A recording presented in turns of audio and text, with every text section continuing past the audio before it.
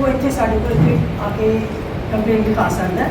इतने सारे आईओस भी बुलाया जाता है तो कंसर्न जिन्हें भी डिपार्टमेंट के चाहे प्रशासन के चाहे पुलिस प्रशासन इतने सारे बुलाया जाता है। कोशिश होती है कि मौके के उत्ते ही उसका हल किया जाए, क्योंकि कई बार जो कंप्लेंटेंट्स होंगे वो कहते जी असं चाहते साड़ी सुनवाई नहीं, सानू बार बार बुलाते हैं, 4 बार बुलाते हैं, 3 बार बुलाते हैं। इस करके हर एक जो कंसर्न जो ऑफिसर है वो इतने रहेगा। और दूसरा है कि देखो जिन्नी कंप्लेंट्स मेरे को जो आई हैं मतलब साढ़े अज केसिस जो ऑलरेडी इस एरिया के है वो सी जी 35 और जो वॉक-इन से वो भी अराउंड 30। तो कोशिश साड़ी यही है, बार बार आवांगे असी, पहली बार ही ने थोड़े दिनों के बाद फिर असी ओपन कोर्ट लगावांगे। जड़ियाँ कंप्लेंट्स कई बार उनका कि हल नहीं हुई या उन्होंने इंक्वायरी हल पेंडिंग पई है, असी दोबारा फिर आएंगे ना हल होने का कारण की मांग क्यों नहीं हल होता? मैडम आज टोटल कितने केस चले गए? 10 दिता जी और ना होने से हल नहीं होंगे। इस करके की कारण है वो कई कारण है। कई बार तो होंगे कि एक पार्टी अवेलेबल है, दूसरी पार्टी अवेलेबल नहीं, फिर जिसके अगेंस्ट कोई कंप्लेंट लिखाई गया और अपना टेलीफोन भी बंद कर दिता तो वह सूँ लभदा ही नहीं पिया खाली वो पेंडिंग चल रही है। और कई बार ये भी होंगे कि साड़ी सुनवाई नहीं हुई है। कई बार ये भी होंगे कि पुलिस प्रशासन जो होर कितने ड्यूटियां लगे किसी तो वो अंदर जो केस नहीं सॉल्व होते वो अंदर थोड़ा टाइम हो दिता जाए। मैडम कुछ मसले इस तरह के होंगे कमीशन की ਜਿਹੜੀ ਤੁਹਾਡੇ ਕੋਲ ਪਾਵਰ ਹੈ, ਜਿਸ ਤਰ੍ਹਾਂ ਤੁਸੀਂ ਇਸ ਤੇ ਆਰਡਰ ਕਰਕੇ ਚਲੇ ਜਾਂਦੇ ਹੋ, ਠੀਕ ਹੈ ਜੀ, ਪੁਲਿਸ ਨੂੰ ਕਹਿ ਦਿੰਦੇ ਹੋ ਤਾਂ ਤੁਸੀਂ ਆਏ ਓਪਨ ਕੋਰਟ ਦੇ ਰੇਡਿੰਗ ਕੀਤੀ ਹੈ, ਜਦੋਂ ਉਸ ਤੋਂ ਬਾਅਦ ਕਿਤੇ ਨਾ ਕਿਤੇ ਜਦੋਂ ਤੁਸੀਂ ਤਾਂ ਅੱਗੇ ਤੇ ਕੱਲ ਮੁਕਤਸਰ ਚੱਲ ਕੇ ABCD ਕਿਤੇ ਉਸ ਤੋਂ ਬਾਅਦ ਪੋਲੀਟੀਕਲ ਪ੍ਰੈਸ਼ਰ ਕਿਤੇ ਨਾ ਕਿਤੇ ਫਿਰ ਪੈ ਕੇ ਮਤਲਬ ਉਹ ਮੈਟਰ ਜਿਹੜੇ ਜਾਂ ਸੌਟ ਆਊਟ ਉਹਦੇ ਰਹਿੰਦੇ ਜਿੱਥੇ ਸਟੈਂਡ देखो ਇੱਥੇ मैं ओपनली किया सारे ਨੂੰ किया पीछे पुलिस प्रशासन भी है पॉलिटिकल प्रेशर जीरो। अगर कोई आके ये कहता जी मैं मंत्री के नाल लगे हुए उन्होंने घवाता वो बिल्कुल नहीं होएगा। मेरी नॉलेज अगर 1-2 केसेस आए हैं मैं खुद मंत्री साहब नाल गल करूँगी इस बारे और कोई भी कमीशन के अंदर इंटरफेयर नहीं किया। ज़्यादातर किस तरह के केस? ज़्यादातर डोमेस्टिक वायलेंस है और लड़कियां जो ने मैरिज हो चुकी ने बच्चे ने को तो हुण जो हसबैंड है उन्होंने कितने होर रिलेशन पा लिए कितने होर जाके किस कर रहे हैं और उन्होंने कहा कि अपनी बच्चे ते अपने तू घर अपने चली जा, मैं तेरे नाल कोई संबंध नहीं है मेरा।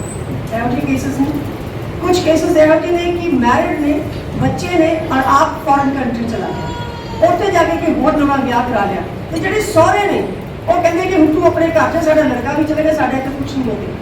ਇਹੋ ਜਿਹੇ ਕੇਸਿਸ लड़के के अगेंस्ट लड़के के अगेंस्ट या या फिर लड़के के अगेंस्ट भी कुछ केस ਤੁਹਾਡੇ ਕੋਲ? हाँ कुछ है, 2-4 लड़कियां का भी है कि नहीं जी ये आप मर्जी के नाल गई है ਇਹਦੇ ਹੋਰ ਕਿਤੇ ਹੋਰ ਰਿਲੇਸ਼ਨ ਇਸ ਕੁੜੀ ਦੇ ਹੋਣਗੇ ਜਾਂ ਹੈਗੇ ਨੇ ਅਸੀਂ ਕਦੋਂ ਕਰਦੇ ਇਸ ਗੱਲ ਕਿ ਇਹੋ ਜਿਹੇ ਜਿਹੜੇ ਕੇਸਿਸ ਹੈਗੇ ਵੀ ਲੜਕੀ ਖੁਦ ਆਪਣੀ ਮਰਜ਼ੀ ਨਾਲ ਗਈ ਹੈ ਇਹਦੀ ਇਨਕੁਆਇਰੀ ਦੋਵਾਂ ਪਾਸੇ ਤੋਂ ਹੈ ਨਾ ਉਹ ਪੂਰੀ ਹੋਣੀ ਚਾਹੀਦੀ ਹੈ, ਸੁਣਵਾਈ ਦੋਵਾਂ ਪਾਸੇ ਤੋਂ ਹੋਣੀ ਚਾਹੀਦੀ ਹੈ, ਉਸ ਤੋਂ ਬਾਅਦ ਹੀ ਕਿਸੇ ਡਿਸੀਜਨ ਤੇ ਪਹੁੰਚੇ। ਡੌਰੀ ਫਾਰਮ ਜਿਹੜੀਆਂ ਪ੍ਰਾਈਵੇਟ ਫਾਰਮਸ ਨੇ ਜਿੱਥੇ ਲੜਕੀਆਂ ਕੰਮ ਕਰਦੀਆਂ ਨੇ ਇਹਨਾਂ ਨੂੰ ਲੈ ਕੇ ਤੁਹਾਡੇ ਕੋਲ ਕੰਪਲੇਂਟਸ ਹੁੰਦੀਆਂ ਨੇ ਜਾਂ ਇਸ ਟਾਈਮ ਇੱਥੇ ਮੇਰੇ ਕੋਲ ਐਸੀ ਕੋਈ ਕੰਪਲੇਂਟ ਨਹੀਂ ਹੈ, ਇੱਥੇ ਮੇਰੇ ਕੋਲ ਕੋਈ ਕੰਪਲੇਂਟ ਨਹੀਂ ਹੈ, ਲੇਕਿਨ ਓਵਰਆਲ ਅਗਰ ਜਿਹੜੀ sexual harassment at the work place ਉਹਦੇ ਕਦੇ ਨਾ ਕਦੇ ਕੋਈ ਆਂਦੇ ਜ਼ਰੂਰ ਨੇ ਕੇਸ। ਉਹਨਾਂ ਦੇ ਅੰਦਰ 2-3 ਚੀਜ਼ਾਂ ਹੁੰਦੀਆਂ ਨੇ ਕਿ ਹਰ ਇੱਕ चाहे प्राइवेट कॉरपोरेशन है या सरकारी है या किसी भी है अगर 10 तो ज़्यादा इंप्लॉइज होंगे ने उन्होंने कमेटी बनाई जाती है वो जी इंटरनली वो एड्रैस होंगी है। साड़ी कोशिश यही होंगी है कि हर एक जगह पर चेक रखा जाए। अगर उन्होंने इंटरनल कमेटी नहीं बनी हुई और सैक्शुअल हैरेसमेंट केस के अंदर वो एड्रैस नहीं होया वो केस वो बहुत हैवी फाइन है। ਤੁਹਾਡੇ ਕੋਲ ਟਾਈਮ ਬੌਂਡ ਕੋਈ ਵੀ ਕੇਸ ਹੈ ਜਿਸ ਤਰ੍ਹਾਂ ਡੋਰੀ ਦਾ ਆ ਗਿਆ ਜਾਂ ਇਹ ਜਿਸ ਨੇ ਤੁਸੀਂ ਕੇਸ ਬਣਾਇਆ ਤੁਸੀਂ ਇਹ ਕੋਈ ਇਨਕੁਆਇਰੀ ਟਾਈਮ ਬੌਂਡ ਕੇ ਇਹਨਾਂ ਨੂੰ ਦਿੰਦੇ ਹੋ ਕਿ ਇਹਦੇ ਤੱਕ ਦੀ ਇਨਕੁਆਇਰੀ ਦੇ ਦੋ? बिल्कुल ये इंक्वायरी में टाइम बाउंड होंगी हमेशा किसी भी कोई भी केस अंदर उसके लिए टाइम जरूर चाहिए इंक्वायरी करने के लिए। So this is between 10 to 30 days. अगर कोई बात ज़्यादा है उस नहीं बंदा लभदा करता पुलिस को भी टाइम चाहिए उस बंदे को लभ के रहना करना इस करके टाइम बाउंड जो बिटवीन 10 to 30 डेज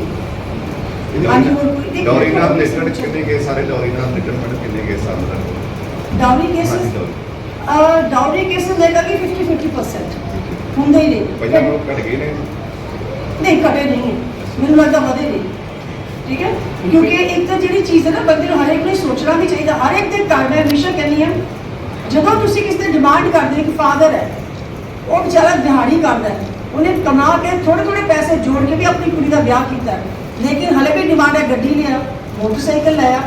ਠੀਕ ਹੈ, ਇਹੋ ਜਿਹੇ ਜਿਹੜੇ ਕੇਸਿਸ ਨੇ ਕਾਫੀ ਹੈ ਜਿਹੜੇ ਕਿ ਬਹੁਤ ਹੀ ਗਰੀਬ ਤਬਕੇ ਤੋਂ ਨੇ। ਪਰ ਕਈ ਵਾਰੀ ਕੁੜੀਆਂ ਨੇ ਸੁਸਾਈਡ ਵੀ ਕਰ ਲਿਆ ਜਾਂ ਉਹਨਾਂ ਨੂੰ ਮਾਰ ਕੇ ਵੀ ਸਿੱਟਦਾ।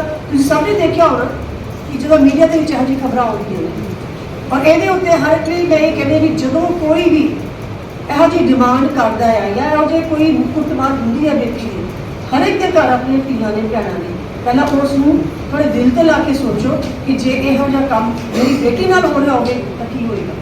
ਮੈਮ ਕਈ ਵਾਰ ਜ਼ਰੂਰਤਮੰਦ ਲੜਕੀਆਂ ਤੋਂ ਆਈਲੈਟਸ ਕਰਾ ਕੇ ਬਾਹਰ ਭੇਜਿਆ ਜਾਂਦਾ ਤੇ ਲੜਕੇ ਪੱਖ ਵੱਲੋਂ ਪੈਸਾ ਵੀ ਲਗਾਇਆ ਜਾਂਦਾ, ਇਨਸਾਫ ਨਹੀਂ ਮਿਲਦਾ, ਲੜਕੀਆਂ ਬਾਹਰ ਹੀ ਔਰ ਕਿਤੇ ਹੋਰ ਰਿਲੇਸ਼ਨ ਚ ਆ ਪਹਿਲੀ ਗੱਲ ਤਾਂ ਜਾਂਦੀਆਂ। ਕਿਉਂ ਪ੍ਰੈਸ਼ਰ ਪਾ ਕੇ ਆਈਲੈਟਸ ਕਰਵਾ ਕੇ ਬਾਹਰ ਭੇਜਿਆ ਜਾਂਦਾ ਹੈ? ਪੰਜਾਬ 'ਚ ਇਹੋ ਜਿਹੀਆਂ ਤੁਸੀਂ ਬਹੁਤ ਕਿਉਂ? ਘਟਨਾਵਾਂ ਹੋ ਰਹੀਆਂ। ਮੈਂ ਇਹੀ ਕਹਿੰਦੀ ਹਾਂ, ਕਿਉਂ ਪ੍ਰੈਸ਼ਰ ਦੇ ਥੱਲੇ ਕੁੜੀ ਜਦੋਂ ਕੋਈ ਵੀ ਇਹੋ ਜਿਹੀ ਡਿਮਾਂਡ ਕਰਦਾ ਹੈ ਜਾਂ ਇਹੋ ਜਿਹੇ ਕੋਈ ਕੁੱਟਮਾਰ ਹੁੰਦੀ ਹੈ ਬੇਟੀ ਦੀ, ਹਰ ਇੱਕ ਦੇ ਘਰ ਆਪਣੇ ਧੀਆਂ ਨੇ ਭੈਣਾਂ ਨੇ, ਪਹਿਲਾਂ ਉਸ ਨੂੰ ਥੋੜੇ ਦਿਲ ਤੇ ਲਾ ਕੇ ਸੋਚੋ ਕਿ ਜੇ ਇਹੋ ਜਿਹਾ ਕੰਮ ਮੇਰੀ ਬੇਟੀ ਨਾਲ ਹੋ ਰਿਹਾ ਹੋਵੇ ਤਾਂ ਕੀ ਹੋਏਗਾ। ਮੈਮ ਕਈ ਵਾਰ ਜ਼ਰੂਰਤਮੰਦ ਲੜਕੀਆਂ ਤੋਂ ਆਈਲੈਟਸ ਕਰਾ ਕੇ ਬਾਹਰ ਭੇਜਿਆ ਜਾਂਦਾ ਤੇ ਲੜਕੇ ਪੱਖ ਵੱਲੋਂ ਪੈਸਾ ਵੀ ਲਗਾਇਆ ਜਾਂਦਾ, ਇਨਸਾਫ ਨਹੀਂ ਮਿਲਦਾ, ਲੜਕੀਆਂ ਬਾਹਰ ਹੀ ਔਰ ਕਿਤੇ ਹੋਰ ਰਿਲੇਸ਼ਨ ਚ ਆ ਪਹਿਲੀ ਗੱਲ ਤਾਂ ਜਾਂਦੀਆਂ। ਕਿਉਂ ਪ੍ਰੈਸ਼ਰ ਪਾ ਕੇ ਆਈਲੈਟਸ ਕਰਵਾ ਕੇ ਬਾਹਰ ਭੇਜਿਆ ਜਾਂਦਾ ਹੈ? ਪੰਜਾਬ 'ਚ ਇਹੋ ਤੁਸੀਂ ਜਿਹੀਆਂ ਬਹੁਤ ਕਿਉਂ? ਘਟਨਾਵਾਂ ਹੋ ਰਹੀਆਂ। ਮੈਂ ਇਹੀ ਕਹਿੰਦੀ ਹਾਂ, ਕਿਉਂ ਪ੍ਰੈਸ਼ਰ ਦੇ ਥੱਲੇ ਕੁੜੀਆਂ ਵੀ ਆਉਂਦੀਆਂ ਨੇ? ਪਹਿਲਾਂ ਤਾਂ ਤੁਸੀਂ ਉਹਨਾਂ ਨੂੰ ਪ੍ਰੈਸ਼ਰਾਈਜ਼ ਕਰ ਦਿਓ ਕਿ ਤੂੰ ਕਿਸੇ ਵੀ ਤਰੀਕੇ ਦੇ ਨਾਲ ਆਈਲੈਟਸ ਕਰ, ਬਾਹਰ ਜਾ ਕੇ ਮੈਨੂੰ ਬੁਲਾ। ਇਹ ਵੀ ਤਾਂ ਸੈਲਫਿਸ਼ ਹੈ ਕਿ ਕਿਉਂਕਿ ਮੈਂ ਬਾਹਰ ਜਾਣਾ ਤੇ ਤੂੰ ਆਈਲੈਟਸ ਕਰ ਤੇ ਤੂੰ ਬਾਹਰ ਜਾ। ਫਿਰ ਉਸ ਤੋਂ ਬਾਅਦ ਕਈ ਵਾਰੀ ਇਹੋ ਜਿਹੇ ਕੇਸ ਹੁੰਦੇ ਕਿ ਉਹ ਕਹਿੰਦੇ ਜੀ ਹੁਣ ਅਸੀਂ 50 ਲੱਖ ਲਾਇਆ, 60 ਲੱਖ ਲਾਇਆ, ਸਾਡੀਆਂ ਪਿਆਲੀਆਂ ਵਿਕ ਗਈਆਂ। ਹੁਣ ਉਹ ਕੁੜੀ ਜਿਹੜੀ ਜਾ ਕੇ ਉੱਥੇ ਬਦਲੀ ਹੋ ਗਈ ਹੈ। ਕਿਸੇ ਨੇ ਨਹੀਂ ਕਿਹਾ ਕਿ ਤੁਹਾਨੂੰ ਪਿਆਲੀਆਂ ਵੇਚੋ, ਕਿਸੇ ਨੇ ਨਹੀਂ ਕਿਹਾ ਉਹਦੇ ਉੱਤੇ ਪੈਸੇ ਲਾ ਕੇ ਤੁਸੀਂ ਬੇਗਾਨੀ ਇੱਕ ਧੀ ਦੇ ਉੱਤੇ ਮੈਂ ਪ੍ਰੈਸ਼ਰ ਪਾ ਕੇ ਉਹਨੂੰ ਬਾਹਰ ਭੇਜੋ। ਚਲੋ ਅਗਰ ਲੜਕੀ ਨੇ ਪ੍ਰੈਸ਼ਰ ਕੀਤਾ ਕਿ ਮੈਂ ਬਾਹਰ ਜਾਣਾ ਜਾਂ ਮੈਂ ਆਈਲੈਟਸ ਕਰਕੇ ਬਾਹਰ ਜਾਣਾ, ਅਗਰ ਉਹ ਬਾਹਰ ਜਾਂਦੀ ਹੈ ਉਸ ਤੋਂ ਬਾਅਦ ਅਗਰ ਕੁਝ ਹੁੰਦਾ ਡੈਫੀਨਿਟਲੀ ਕਾਰਵਾਈ ਕੁੜੀ ਤੇ ਵੀ ਹੋਣੀ ਚਾਹੀਦੀ। ਮੈਮ ਕਈ ਰਿਸ਼ਤੇ ਹੀ ਇਸ ਬੇਸ ਤੇ ਹੁੰਦੇ ਨੇ, ਰਿਸ਼ਤੇ ਹੀ ਇਸ ਬੇਸ ਤੇ ਹੁੰਦੇ ਨੇ ਵੀ ਕੁੜੀ ਆਈਲੈਟਸ ਕਰੇਗੀ, ਮੁੰਡੇ ਵਾਲੇ ਤੇ ਪੈਸੇ ਫਿਰ ਵਿਆਹ ਤਾਂ ਨਾ ਹੋਇਆ, ਨਹੀਂ ਵਿਆਹ ਨਹੀਂ ਵਿਆਹ ਨਹੀਂ ਹੋਈ ਤਾਂ ਬਿਜ਼ਨਸ ਹੋਇਆ। ਕੰਟਰੈਕਟ ਮੈਰਿਜ ਚੱਲਣ ਚੱਲ ਰਿਹਾ। ਬਿਲਕੁਲ। ਬਿਲਕੁਲ ਇਸ ਤਰ੍ਹਾਂ ਨਹੀਂ ਚੱਲ ਰਿਹਾ ਵਾ। ਕੁੜੀਆਂ ਬਾਹਰ ਜਾ ਕੇ ਫਿਰ ਕਹਿ ਦਿੰਦੀਆਂ ਵੀ ਦੇਖੋ ਮੈਂ ਹਮੇਸ਼ਾ ਦੇਖੋ ਮੇਰੀ ਕਮਿਸ਼ਨ ਦੇ ਅੰਦਰ ਮੇਰੀ ਰਿਸਪੌਂਸਿਬਿਲਿਟੀ ਹੈ ਕਿ security and safety of a girl and a woman, right. ਲੇਕਿਨ ਮੈਂ ਕਦੇ ਵੀ ਪੱਖ ਨਹੀਂ ਦਿੱਤਾ। ਅਗਰ ਕਸੂਰ ਕੁੜੀ ਦਾ ਹੈ ਉਹਦੇ ਉੱਤੇ ਵੀ ਕਾਰਵਾਈ। ਮੈਡਮ ਤੁਹਾਡੀ ਸੂ ਮੋੜ ਦੇ ਕੇਸ ਚੱਲ ਰਹੇ ਨੇ, ਕੰਪਲੇਂਟ ਦੇ ਵਿਰਾਸਤ ਤੁਸੀਂ ਸੂ ਮੋੜ ਤੋਂ ਜ਼ਿਆਦਾ ਲੈ ਰਹੇ ਹੋ ਜਾਂ ਤੁਹਾਡੇ ਕੋਲ ਜਦੋਂ ਕੰਪਲੇਂਟਸ ਨਹੀਂ ਆਉਂਦੀਆਂ? ਕੰਪਲੇਂਟਸ ਡੇਲੀ ਮੇਰੇ ਕੋਲ ਬਹੁਤ ਆਉਂਦੀਆਂ ਨੇ, ਠੀਕ ਹੈ, ਔਰ ਸਟੋ ਮੋਟਰ ਤਾਂ ਲਿਆ ਹੀ ਜਾਂਦਾ ਹੈ। ਅਗਰ ਕਈ ਵਾਰੀ ਹੁੰਦਾ ਕਿ ਕੰਪਲੇਂਟ ਕੋਈ ਨਹੀਂ ਵੀ ਦਿੰਦਾ, ਉਹਦੇ ਉੱਤੇ ਅਗਰ ਮੈਨੂੰ ਕੋਈ ਨਜ਼ਰ ਸੋਸ਼ਲ ਮੀਡੀਆ ਤੇ ਆ ਜਾਵੇ ਜਾਂ ਮੇਰੀ ਨੌਲੇਜ ਕੋਈ ਲੈ ਕੇ ਆਵੇ ਕਿ ਇਹ ਕੇਸ ਹੋ ਰਿਹਾ, ਉਹਦੇ ਸਬੂਤ ਲਿਆ ਜਾਂਦਾ ਹੈ। ਠੀਕ ਹੈ, ਥੈਂਕ ਯੂ।